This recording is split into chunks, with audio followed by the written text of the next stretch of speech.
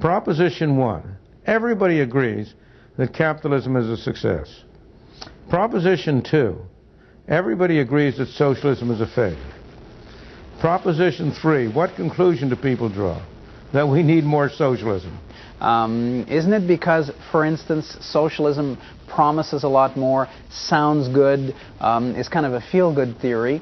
It doesn't deliver and never did. But capitalism, on the other hand, which does deliver, sounds harsh and sometimes is harsh. Isn't that basically the reason socialism sounds better and it's easier to promise that? I don't believe that's it at all. I believe that socialism gives more power to politicians, and that the reason we're tending toward more socialism is because the people have very little to say about what the government does.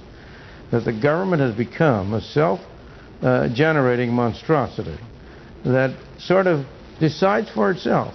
Let me ask you some questions. I don't know what the situation is in Canada, but in the United States we have sugar quotas on the imported sugar. As a result of which, the price of sugar here is about 3 times the world price. Suppose you had a referendum to all the people in the country, and you asked them this question. You have a choice. You can have sugar that is grown in the United States, or you can have sugar that we import from abroad. The sugar grown in the United States will cost you 3 times as much as the sugar imported from abroad. Which would you rather do? What do you think the vote would be?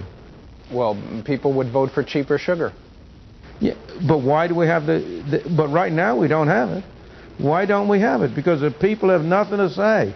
Well, then let me seize on that and ask you something that's closer to the Canadian situation. Here, we have supply management for eggs, dairy, poultry, and it's obviously it's great for the farmers that produce that, not good for consumers, everyone agrees, and in the end, politicians don't know whom to please. Oh, they do. They're pleasing themselves. Because, no, that's serious. Because the consumers' interest is diffused. How many people are going to go to Ottawa and lobby against the supply management for eggs, if you have it for eggs? Mm-hmm, we do. Yeah, well, maybe that'll cost the average family $10 a year more. Is anybody going to go and lobby it in Congress, at your Parliament? No, but the farmers will. Exactly. And therefore it is in the self-interest of the legislators to appease the farmers and not to serve the interests of the consumers.